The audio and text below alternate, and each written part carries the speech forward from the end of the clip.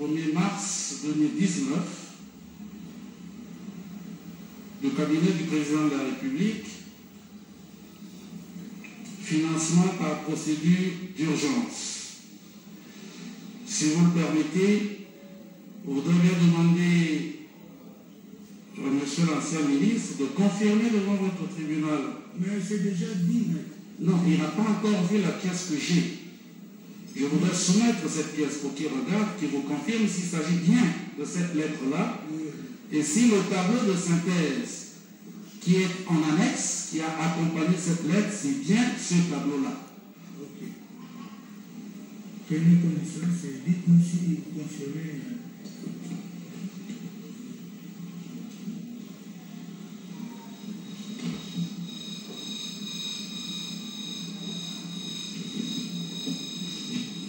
C'est bien cette lettre. J'ai une deuxième question. Avant de Vous avez relevé que c'est plus son dossier. C'est plus son dossier. Oui. Elles sont au dossier, ces pièces. C'est le même côté. Oui, allez-y. Pas poursuivre. Question, Monsieur le Président. La deuxième question que je voudrais poser à Monsieur le ministre, c'est que cette lettre date du 1er mars 2019 et il lui est demandé, ainsi qu'à son collègue du budget, d'engager le paiement, d'ordonner le paiement en procédure d'urgence, alors qu'il y avait un communiqué qui interdisait toute liquidation et engagement des dépenses publiques autres que celles liées aux charges de personnel. Peut-il expliquer à votre tribunal si cette dépense-là, s'agissant des 1500 maisons, était une dépense relevant des charges du personnel? Sinon, mais pourquoi cela a été payé? oui, j'avais suivi la question. Est-ce que vous pouvez reprendre? Non, c'est simple. Adressez-vous au tribunal. Oui, c'est simple. Il y a eu une correspondance ou un communiqué du directeur du cabinet du chef de l'État interdisant toute dépense en dehors de celles liées aux rémunérations. Alors, vous recevez une lettre du directeur du cabinet vous demandant de procéder à ce paiement qui n'est pas une dépense de rémunération. Pourquoi vous l'avez fait? C'est ça? Oui, en fait, ici, il s'agissait des dépenses spécifiques liées à l'exécution du programme de 100 jours. Tandis que ce à quoi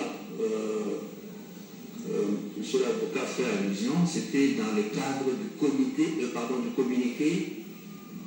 qui avait été publié au lendemain de la prise de fonction du nouveau président de la République et qui instruisait que toutes les dépenses, disons tous les engagements et toutes les liquidations qui devaient être faites devaient requérir l'autorisation préalable de la présidence, en l'occurrence du directeur de cabinet du président de la République.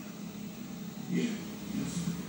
Peut-être avant de terminer, Monsieur le Président, cette correspondance de du prévenu Caméré indique que pour ce qui est de la part du Trésor public, le paiement se fera en 3 tranches mensuelles de 30, 35 et 35, à prélever essentiellement sur une partie des réserves de change de la Banque centrale. Alors, 2 petites questions. La première, comment le ministre explique qu'en un mois, Samigo a obtenu 57 500 plus 2 137 500 000 selon le tableau de tous les paiements faits par la Banque centrale et qui s'élève à 208 881 320 073 $. On peut voir le tableau. Comment peut-il expliquer à votre tribunal qu'en un mois donc, Samir aura obtenu les 57 millions?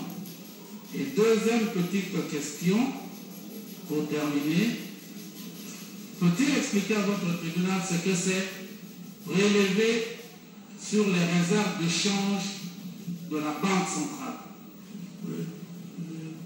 Oui. Je vais commencer par la deuxième question et puis après je passerai à la première. En ce qui concerne l'utilisation des réserves d'échange dans le cadre du paiement des travaux des 100 jours, j'avais expliqué, faisant suite au courrier auquel vous veniez de faire allusion, le courrier du 1er mars 2019, j'avais expliqué que plutôt que de recourir aux réserves d'échange, il était possible pour le trésor public de pouvoir utiliser les ressources propres liées à l'entrée régulière des recettes et que si jamais ces ressources n'étaient pas suffisantes, alors on pouvait solliciter l'utilisation des réserves d'échange. En même temps que j'avais fait une proposition concrète en disant, étant donné que les réserves d'échange sont relativement réduites, à cette période-là c'était l'équivalent de 3 semaines d'importation, il était pour ma part de conseiller d'y recourir, mais que nous avions la possibilité de solliciter auprès de certaines entreprises les paiements anticipatifs des impôts, de manière à ce que nous puissions disponibiliser les ressources et pouvoir faire face aux dépenses liées à l'exécution du programme de 100 jours. J'avais amorcé les démarches, il n'y avait pas de suite, mais avec les ressources du Trésor, nous avons pris en charge une partie de ces dépenses et puis, vous savez, les ressources sont fongibles et au niveau de la Banque centrale, nous avons utilisé une partie des réserves d'échange. Ça, c'est en ce qui concerne... oui, ça, c'est en ce qui concerne la deuxième question. La première question.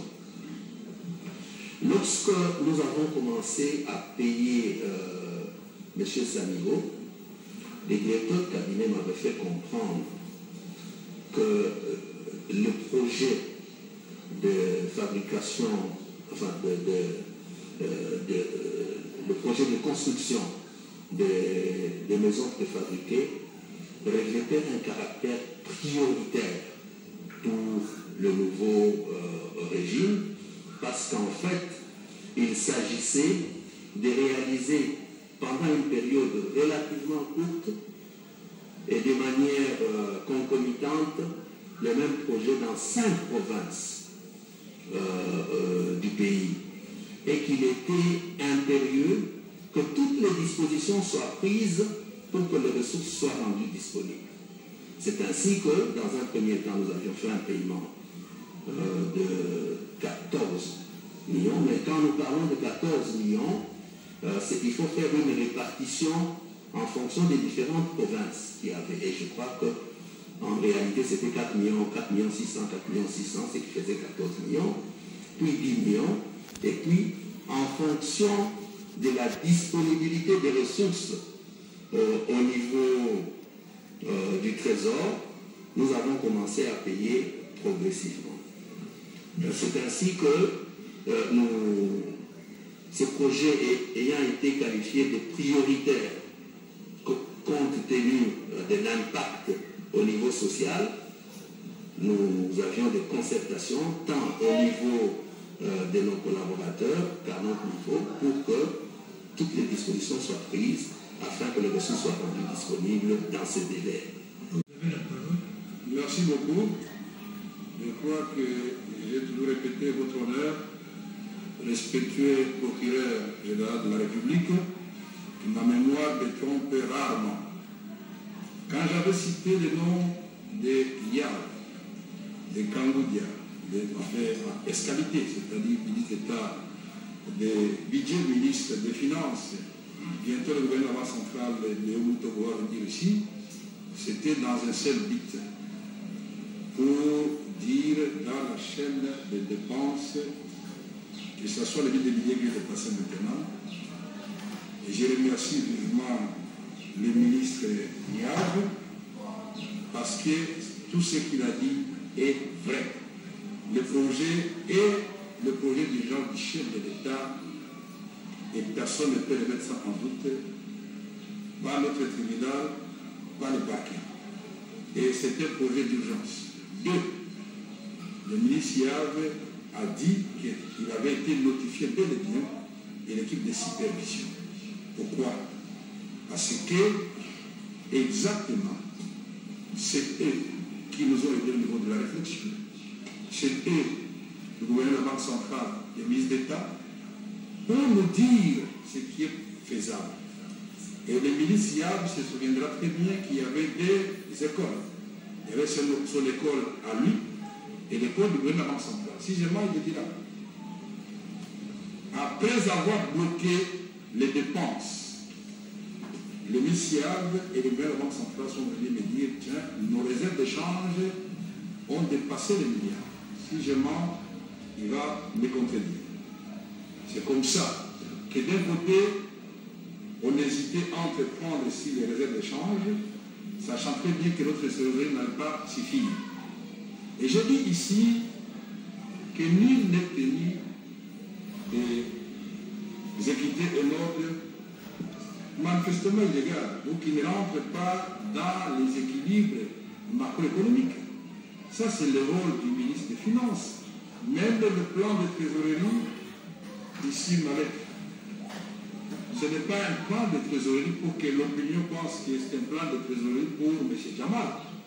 C'est tout simplement, et le ministre l'a souligné, là nous avons transmis ce qu'on a conçu, c'est-à-dire le programme de 100 jours.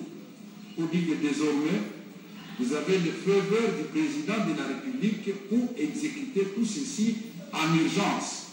Mais puisque le ministre des Finances doit être couvert, il ne peut pas travailler sur la base de l'oralité. Je lui fais un courrier et je lui transmets. Le ministre des Finances va vous dire ici qu'il n'a pas exécuté, il a dit qu'il n'a pas exécuté ça aveuglement. Il a tenu une réunion chez lui parce que j'avais mandaté des experts à cette réunion de la présidence. Il fallait, malgré la lettre qui était examinée, voir, il a dit, et cela doit être acté, c'est de la responsabilité du ministre des Finances, malgré l'ordre de la présidence, de voir si la trésorerie le permet, puisqu'il ne va pas lui voler l'argent qu'il n'a pas. Ça s'appelle la contrainte budgétaire. Et donc, je ne contredis en aucun cas le ministre Yalv. Avec tout son calme naturel, il a dit les choses naturellement vraies. Et je voudrais qu'il soit acté ici, puisque tout le temps, on revient à bosser de la part de qui? Directeur de cabinet, très bien. Le directeur de cabinet écrit au nom du président de la République. Vous me voyez, moi, aller présenter un document comme ça, de plus de 300 millions de dollars. C'était ce qui était retenu au départ. Et à mon nom, sans en informer le président, la preuve, je voulais donner, le président a lancé les travaux de 100 jours de son programme. Ce programme a été entériné par le gouvernement suivant. Et donc, pour dire que cette lettre, quand on l'a brandie, on dit, bon, M. Kamera fait ceci, a fait cela, mais je suis quand même le gardien des prérogatives du chef de l'État.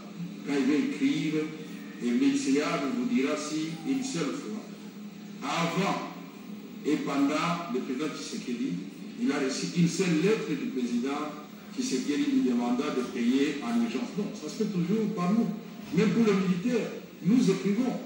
Donc ce n'est pas un péché. Ici, votre honneur, comme je l'avais répété, parce que nous avons la chance d'avoir le ministre des Finances.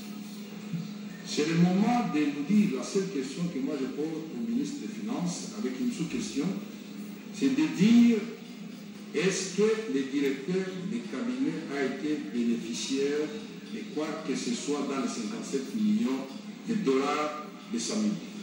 Deuxième sous-question, c'est de dire, est-ce que monsieur le directeur de cabinet est venu voir en privé pour dire, mon frère, si vous payez, voici ce que nous aurons. Disons les choses clairement, parce que le ministre des Finances est là. Est-ce qu'une fois il m'a opposé, puisque là, et je dois lui donner raison, puisque le ministre des Finances est revenu vers moi. Au cours de la réunion, il a dit, monsieur le directeur de cabinet, nous n'allons pas recourir à la réserve d'échange. Il se souvient. Je le vois faire comment? Il me dit non, nous faisons d'abord avec nos moyens propres, et là où nous allons nous fatiguer, on va trouver d'autres sources de financement. Je voudrais qu'il confirme cela, que ça soit acté. Si je suis en train de mentir, oui ou non. Et il a pris aussi notre lettre pour lui dire, vous devez le faire coûte que coûte. Donc le témoignage du ministre des Finances, Yag, qui est chargé de payer, moi plutôt ça me met à l'aise. Merci. Il a pris la préoccupation, je peux répondre à ça. Le prévenu quand même répondait à ma préoccupation. Oui. Il a dit quelque chose, je voulais juste que oui, c'est ça justement pour parachever, pour terminer avec lui. Le témoin, il va répondre à ses préoccupations. C'est autorisé. Nous disons que nous sommes très contents de la réponse qui a été donnée par le prévenu Canol, confirmant tout ce que le ministre, l'ancien ministre a déclaré. Mais une question par rapport à ce qu'il vient de dire.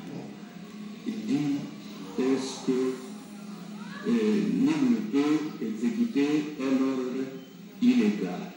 Est-ce qu'il reconnaît que ce qu'il avait donné comme ordre ministériel, c'était un ordre illégal? Non, je peux répondre, votre honneur. Nous avons la lettre du 1er mars 2019 du cabinet du président de la République, financement par procédure d'urgence. Si vous le permettez, vous devez demander à monsieur l'ancien ministre de confirmer devant votre tribunal. Mais c'est déjà dit. Non, il n'a pas encore vu la pièce que j'ai. Je voudrais soumettre cette pièce pour qu'il regarde, qu'il vous confirme s'il s'agit bien de cette lettre-là.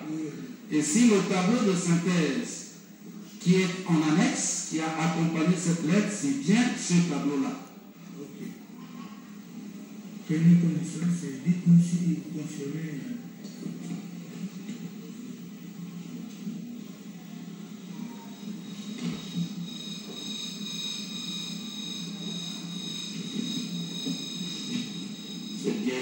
Cette lettre. J'ai une deuxième question. Avant de vous dire que ces pièces sont au dossier. Ces pièces sont au dossier. Oui. Elles sont au dossier, ces pièces. C'est le même côté. Oui, allez-y. Pas possible. Question, Monsieur le Président. La deuxième question que je voudrais poser à Monsieur le ministre, c'est que cette lettre date du 1er mars 2019 et il lui est demandé, ainsi qu'à son collègue du budget, d'engager le paiement, d'ordonner le paiement en procédure d'urgence, alors qu'il y avait un communiqué qui interdisait toute liquidation et engagement des dépenses publiques autres que celles liées aux charges de personnel. Peut-il expliquer à votre tribunal si cette dépense-là, s'agissant des 2500 maisons, était une dépense relevant des charges du personnel? Sinon, mais pourquoi cela a été payé? Oui, j'avais suivi la question. Est-ce que vous pouvez reprendre? Non, c'est simple. Adressez-vous. Oui, c'est simple. il y a eu une correspondance ou un communiqué du directeur de cabinet du chef de l'État interdisant toute dépense en dehors de celles liées aux rémunérations. Alors, vous recevez une lettre du directeur de cabinet vous demandant de procéder à ce paiement qui n'est pas une dépense de rémunération. Pourquoi vous l'avez fait? C'est ça? Oui, en fait, ici, il s'agissait des dépenses spécifiques liées à l'exécution du programme de 100 jours. Tandis que ce à quoi M. l'avocat fait allusion, c'était dans le cadre du communiqué qui avait été publié au lendemain de la prise de fonction du nouveau président de la République et qui instruisait que toutes les dépenses, disons tous les engagements et toutes les liquidations qui devaient être faites devaient requérir l'autorisation préalable de la présidence, en l'occurrence du directeur de cabinet du président de la République. Bien, merci. Peut-être avant de terminer, M. le Président, cette correspondance de M.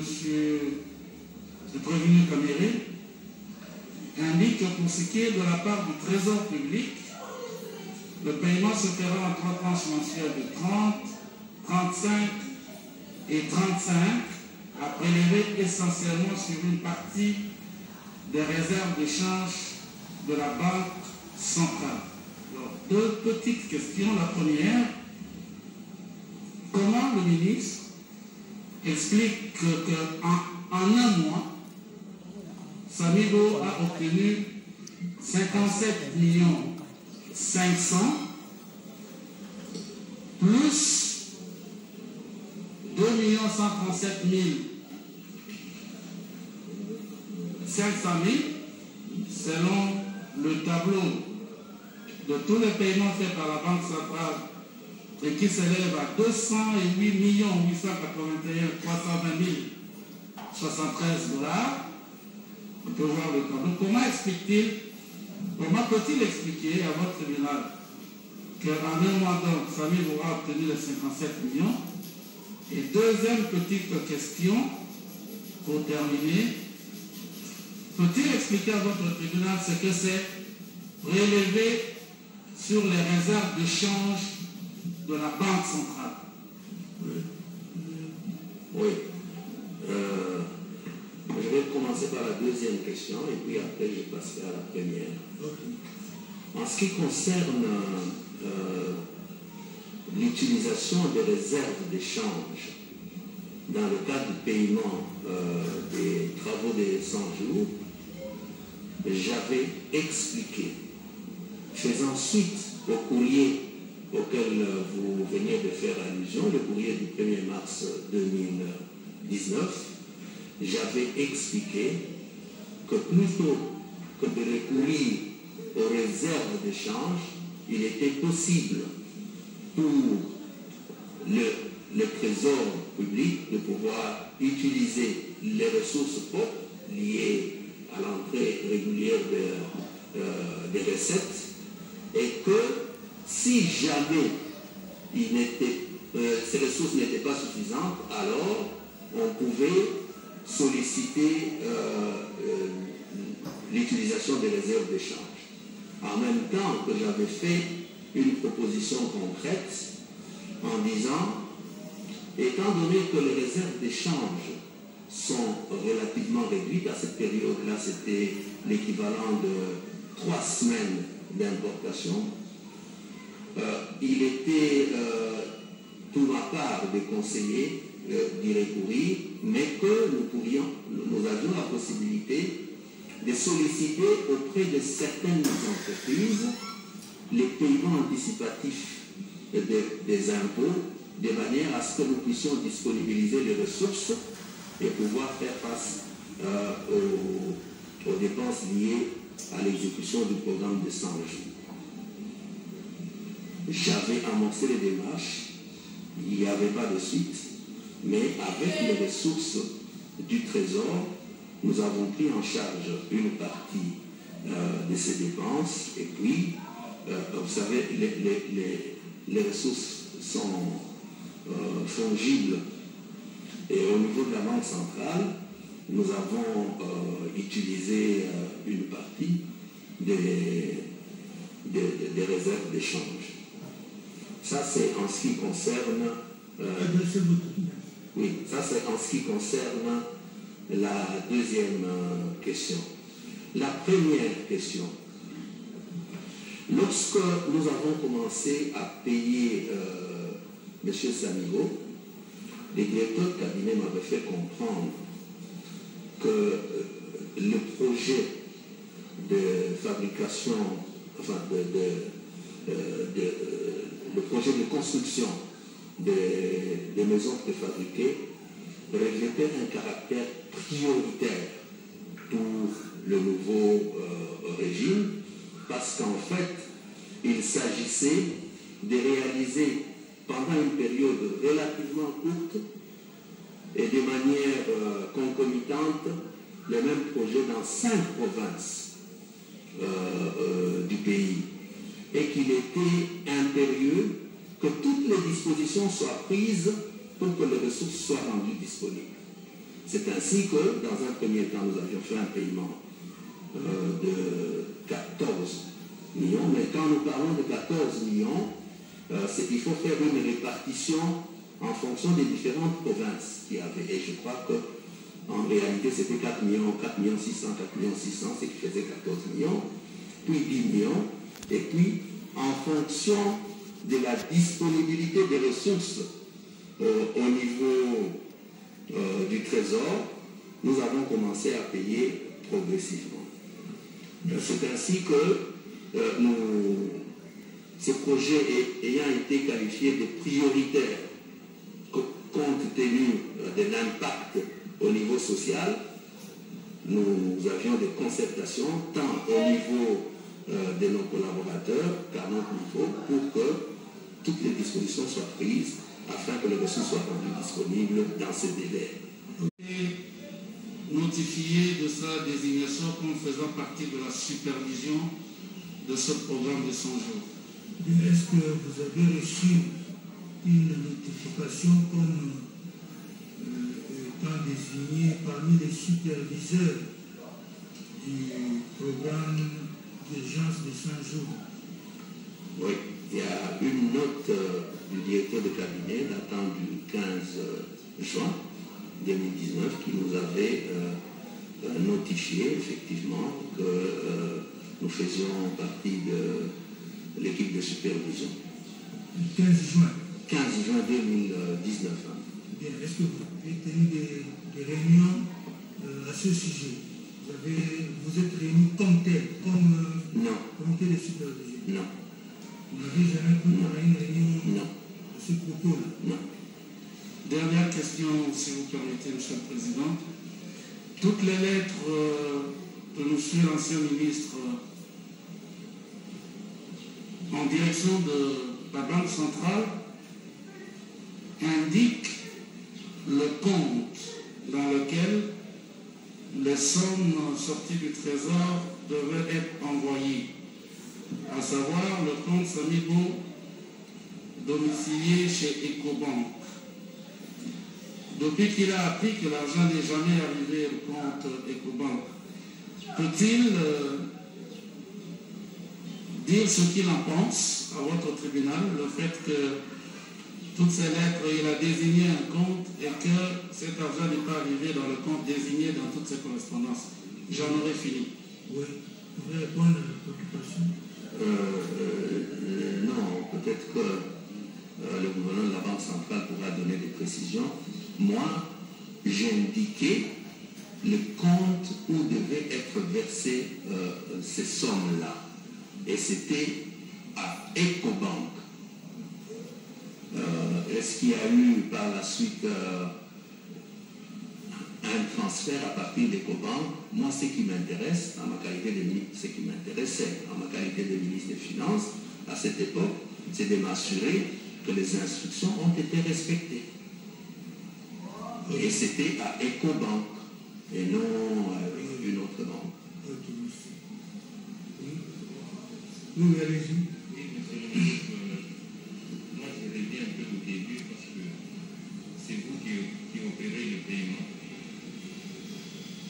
Est-ce qu'il s'agit d'un contrat ou bien du projet de marché public?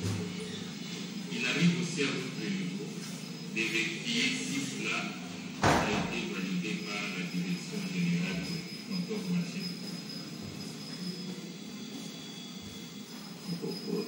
Vous aurez remarqué que la grande partie des paiements avait été faite en procédure d'urgence. Lorsqu'on vous demande d'effectuer un paiement en procédure d'urgence, vous avez besoin du courrier par lequel l'information vous est donnée, des indications sur le montant et des indications sur, disons, là où ce montant doit être logé. Vous les faites normalement, c'est en procédure d'urgence. C'est peut-être lors de la régularisation que toutes ces informations-là sont demandées. Mais ce qu'il faut préciser ici, c'est que le 8 mars, lorsque nous recevons, lorsque je reçois le plan de décaissement, dans le plan de décaissement, toutes ces indications nous sont communiquées et ces plans de décaissement étaient en fait un document exécutoire. Il fallait prendre toutes les dispositions de manière à ce que tout ce qui est prévu en termes d'entreprises bénéficiaires de ressources, que ça soit fait et dans les délais. Et pour reprendre les cas qui nous concernent, une attention particulière avait été accordée au fait que, autant que possible, compte tenu de l'impact que revêt ce projet et de la priorité qui y était accordée, il fallait nécessairement procéder à ces paiements-là. Témoin, pouvez-vous préciser l'intention du tribunal? Puisque vous avez été saisi par une lettre, n'est-ce pas, qui vous désignait comme membre de la supervision. Avez-vous participé à une séance de travail choisissant le prestataire Sanibo ou Smart? La première question. La seconde question, ça c'est pour avoir votre avis d'expert. Est-ce qu'il peut se faire qu'un prestataire soit payé en totalité? Lorsqu'un marché est sur votre table, avez-vous déjà eu à constater qu'un paiement soit fait en totalité à un prestataire ou il faut le faire absolument par tranche? Lorsque nous parlons des 57 millions, ce n'est pas un montant qui a été payé d'un coup. Il a été payé en tranches. Lorsque vous lisez le document plan de décaissement, il est même prévu des tranches successives à payer. Oui. Donc, nous avons fait ces paiements en plusieurs tranches, mais il reste vrai que les délais n'étaient pas très longs pour des raisons que je viens de vous évoquer. Mais le montant n'avait pas été payé en une fois. Il y avait eu un premier paiement de 14 millions, un autre par procédure d'urgence, 14 millions, un autre de 10 millions par la liquidation qui est revenue par la chaîne, et puis après j'avais ordonnancé les paiements, et puis des paiements successifs de moindre importance en fonction des disponibilités de trésorerie, parce que j'avais aussi l'obligation, indépendamment du caractère prioritaire de ce projet et de bien d'autres, de veiller à ce que les paiements qui se feront ne puissent pas perturber la situation de trésorerie. J'évoluais sur base caisse, donc il fallait que je respecte l'équilibre recette-dépense pour que des situations de déficit ne puissent pas nous conduire à d'autres situations plus graves en ce qui concerne le taux de change et le taux d'inflation. Concernant le choix des prestataires. Pardon? Le choix des prestataires Sanibou et Ousmane. Non. Moi, je n'ai jamais participé à une réunion de ce genre. Mais ce qu'il faut dire, c'est que dans le plan de décaissement, il y avait déjà les noms des prestataires. Et je n'avais jamais participé à une réunion où on devait discuter du choix des entreprises, non. Oui, monsieur. Merci. Nous sommes très contents de tout ce qui s'est dit par les témoins qui sont en train de passer, puisque ça n'a fait que nous réconforter. Semblait peut-être penser que nous étions en train de dire des choses dans l'air. Bon, ça se confirme que tout a été fait, tout a été payé, tout a été orchestré par le directeur de l'économie camerounais. Mais la question que je voulais poser, c'est peut-être pour relayer le tribunal qui a dit on peut penser au paiement intégral d'un marché où il n'y a pas encore d'exécution. Ça signifie quoi? C'est-à-dire le paiement de 57 millions, les tranches là ont été payées dans un délai de 2 mois. Pendant ce délai de 2 mois, sur terrain, il n'y avait rien. Pour dire qu'on a payé la totalité, pendant que sur le terrain, il n'y avait même pas un début d'exécution. C'est dans ce sens-là peut-être qu'on posait la question de savoir est-ce que ça peut se faire qu'on arrive à liquider complètement le montant des marchés pendant qu'on n'a pas encore un début d'exécution sur le terrain. Moi, j'étais dans le cadre du travail, je faisais les paiements. En ce qui concerne le suivi des travaux sur terrain, ce n'était pas mon rôle. Et dans le cadre de cette commission-là, on ne s'était jamais réunis pour pouvoir parler de ces questions. Les suivis se faisaient à un autre niveau. Ok. Vous avez une question? Si lui a fini peut-être par rapport à ce qu'il a dit, je vais lui poser une question au premier caméra. Si vous Oui, oui, c'était. Oui, premier caméra.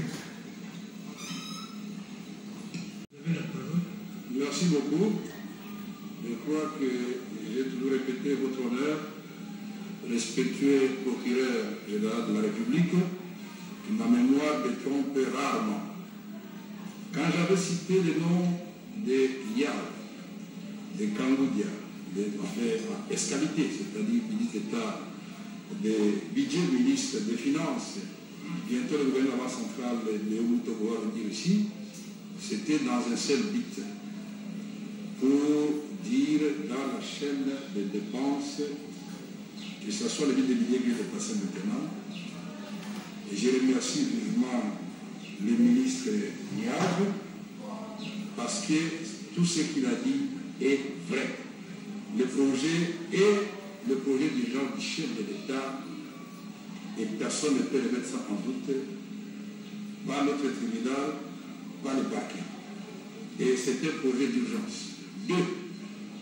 Le ministre Niav a dit qu'il avait été notifié bel et bien et l'équipe de supervision. Pourquoi? Parce que, exactement, c'est eux qui nous ont aidés au niveau de la réflexion. C'est eux, le gouvernement central, les ministres d'État, pour nous dire ce qui est faisable. Et le ministre Yab se souviendra très bien qu'il y avait des écoles. Il y avait son école à lui et l'école du gouvernement central. Si je mens, il le dira. Après avoir bloqué les dépenses, le ministre et le gouvernement central sont venus me dire tiens, nos réserves de change ont dépassé les milliards. Si je mens, il va me contredire. C'est comme ça que d'un côté, on hésitait entre prendre ici les réserves de change, sachant très bien que notre trésorerie n'allait pas suffire. Et je dis ici que nul n'est tenu d'exécuter un ordre manifestement illégal, ou qui ne rentre pas dans les équilibres macroéconomiques. Ça, c'est le rôle du ministre des Finances. même le plan de trésorerie, ici ma lettre, ce n'est pas un plan de trésorerie pour que l'opinion pense que c'est un plan de trésorerie pour M. Jamal. C'est tout simplement, et le ministre l'a souligné, là nous avons transmis ce qu'on a conçu, c'est-à-dire le programme de 100 jours. Pour dire que désormais, vous avez le feu vert du président de la République pour exécuter tout ceci en urgence. Mais puisque le ministre des Finances doit être couvert, il ne peut pas travailler sur la base de l'oralité. Je lui fais un courrier et je lui transmets. Le ministre des Finances va vous dire ici qu'il n'a pas exécuté, il a dit qu'il n'a pas exécuté ça aveuglement. Il a tenu une réunion chez lui parce que j'avais mandaté des experts à cette réunion de la présidence. Il fallait, malgré la lettre du directeur de cabinet, voir, il a dit, et cela doit être acté, c'est de la responsabilité du ministre des Finances, malgré l'ordre de la présidence, de voir si la trésorerie le permet, puisqu'il ne va pas lui voler l'argent qu'il n'a pas. Ça s'appelle la contrainte budgétaire. Et donc, je ne contredis en aucun cas le ministre avec tout son calme naturel, il a dit les choses naturellement vraies, et je voudrais qu'il soit acté ici, puisque tout le temps on revient. Ah bon, c'est de la part de qui? Directeur de cabinet, très bien. Le directeur de cabinet écrit au nom du président de la République. Vous me voyez, moi, aller présenter un document comme ça, de plus de 300 millions de dollars. C'était ce qui était retenu au départ. Et en mon nom, sans en informer le président, la preuve, je voulais donner, le président a lancé les travaux de 100 jours de son programme. Ce programme a été entériné par le gouvernement suivant. Et donc, pour dire que cette lettre, quand on l'a brandie, on dit, bon, moi, c'est M. Kamel a fait ceci, a fait cela, mais je suis quand même le gardien des prérogatives du chef de l'État. Quand il va écrire, et le ministère vous dira si une seule fois, avant et pendant le président Tshisekedi, il a reçu une seule lettre du président Tshisekedi lui demandant de payer en urgence. Non, ça se fait toujours par nous. Même pour les militaires, nous écrivons. Donc ce n'est pas un péché. Ici, votre honneur, comme je l'avais répété, parce que nous avons la chance d'avoir le ministre des Finances. C'est le moment de nous dire, la seule question que moi je pose au ministre des Finances, avec une sous-question, c'est de dire, est-ce que le directeur des cabinets a été bénéficiaire de quoi que ce soit dans les 57 millions de dollars de sa milieu? Deuxième sous-question, c'est de dire, est-ce que le directeur des cabinets lui voit en privé pour dire, mon frère, si vous payez, voici ce que nous avons. Disons les choses clairement. Parce que le ministre des Finances est là. Est-ce qu'une fois il m'a opposé, puisque là, et je dois lui donner raison, puisque le ministre des Finances est revenu vers moi. Au cours de la réunion, il a dit, monsieur le directeur de cabinet, nous n'allons pas recourir à la réserve d'échange. Il se souvient. Je ne vais faire comment? Il me dit non, nous faisons d'abord avec nos moyens propres, et là où nous allons nous fatiguer, on va trouver d'autres sources de financement. Je voudrais qu'il confirme cela, que ça soit acté. Si je suis en train de mentir, oui ou non. Et il a pris aussi notre lettre pour lui dire, vous devez le faire coûte que coûte. Donc le témoignage du ministre des Finances, Yav, qui est chargé de payer, moi plutôt ça me met à l'aise. Merci. Merci. Il a pris votre préoccupation, je peux pas répondre à ça. Le prévenu Condé répondait à ma préoccupation. Oui. Il a dit quelque chose, je voulais juste que je dise. Oui, c'est ça justement pour parachever et pour terminer avec lui. Le témoin, il va répondre à ses préoccupations. C'est ce que vous disais. Nous disons que nous sommes très contents de la réponse qui a été donnée par le prévenu Condé, confirmant tout ce que le ministre, l'ancien ministre a déclaré. Mais une question par rapport à ce qu'il vient de dire. Il dit, est-ce que nul ne peut exécuter un ordre illégal? Est-ce qu'il reconnaît que ce qu'il avait donné comme ordre ministériel, c'était un ordre illégal? Non, je peux répondre, votre honneur. Est-ce que ça correspond? C'était son dossier. Mais la lettre apparemment, je n'ai pas... Il est au-dessus. 1er mars 2019. Oui. Là, je parle du 1er mars 2019 puisque le plan de décaissement est du 8 mars 2019. C'est pourquoi je voudrais un peu observer ça. Oui, est-ce que vous avez ces correspondances-là? On sait les retrouver en tout cas au ministère, au classement, au ministère des Finances, mais Peut disponibiliser des copies. Ok. Oui. Monsieur le Président, merci beaucoup. Monsieur l'ancien ministre.